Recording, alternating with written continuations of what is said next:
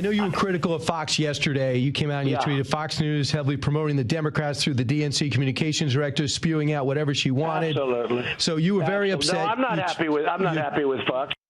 All right, well, I think the president watches Fox. I also think he is getting sick of Fox, which is weird because I think he gets pretty fair coverage at Fox. But the president making clear to fact-check him is to be all but dead to him, and his legion of supporters who let me know in no uncertain terms I am either with him totally or I am a never-Trumper fully. There are no grays, no middle ground. You're either all in or you're just out. Loyal on everything or not to be trusted on anything, which could explain the president himself this week bashing Fox News yet again, urging his supporters to stop watching the channel, to quote tweet, "Fox isn't working for us anymore." Well, first of all, Mr. President, we don't work for you. I don't work for you.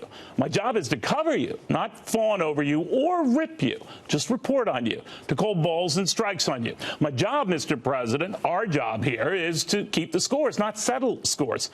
Now, in my case, to report the economic numbers when they're good and when they're bad, when the markets are soaring and when they're tumbling, when trade talks look like they're coming together and when they look like they're falling apart. It is called being fair and balanced, Mr. President, yet it is fair to say you're not a fan when that balance includes stuff you don't like to hear or facts you don't like to have questioned.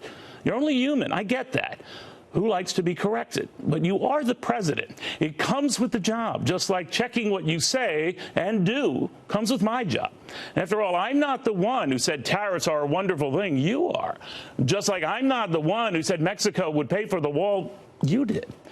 Just like I'm not the one who claimed that Russia didn't meddle in the 2016 election.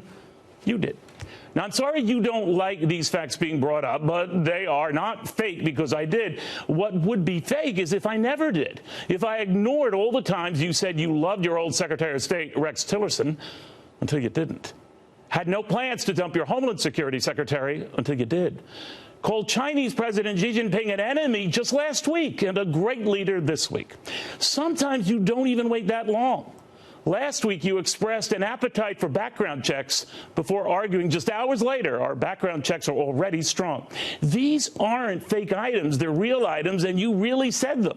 Just like you never paid to silence a porn star until it turns out you did. Never ordered your former White House counsel Don McGahn to fire Bob Mueller until we learned you tried.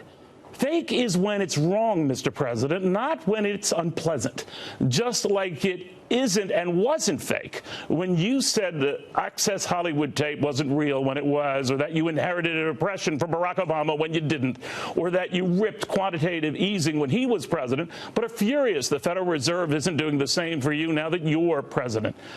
You're entitled to your point of view, Mr. President, but you're not entitled to your own set of facts.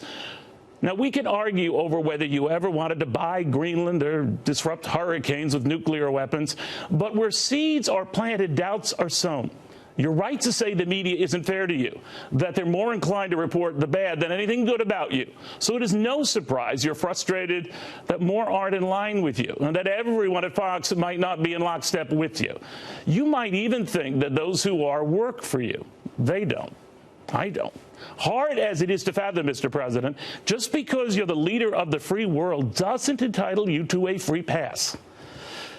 Unfortunately, just a free press. Good night.